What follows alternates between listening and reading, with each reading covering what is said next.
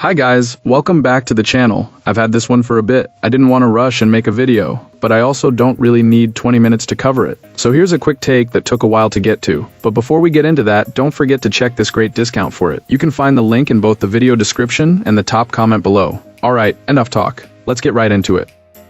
So, this generator has been sitting in my garage for a while, and when a rural Texas storm knocked out the power, I finally got to test what it's really about.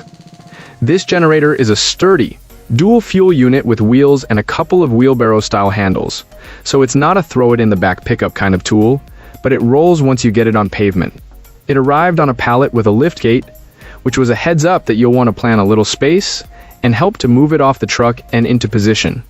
Once the box comes off, you can roll it out and use part of the box as a ramp to get it down the rest of the way. I primarily ran this on propane to see how the runtime and ease would feel day to day. I fed it from a 20-pound tank and got around 6 to 7 hours at a steady 2.5 kilowatts of load. On gasoline, it runs longer, about 12 hours or so, depending on what you're pulling.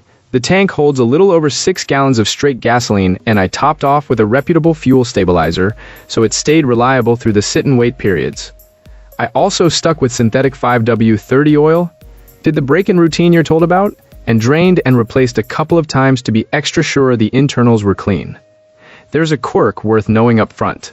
This generator can run a little on the high side of frequency when it's unloaded, which can trip certain UPS systems. I started at about 60.2 Hz under a normal load, but before that, it had been sitting around the mid-60s with no load. I did some digging and found you can tweak the RPM with a screwdriver and a wrench through the carb linkage and bring it down to a clean 60 Hz under load. After dialing it in, the UPS units stopped flipping to battery mode, which was a huge win for us during the outage.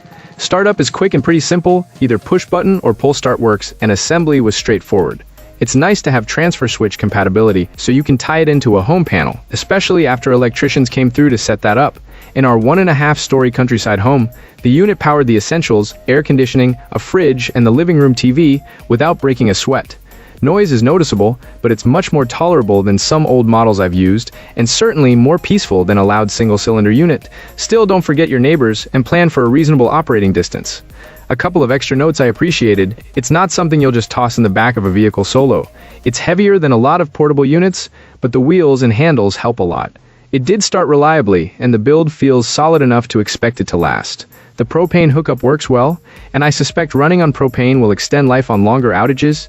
If you're weighing this for a home backup, especially in rural areas with storm risk, this generator delivers. Just keep a plan for the initial setup and maintenance, and consider the remote start option if that's a priority for you.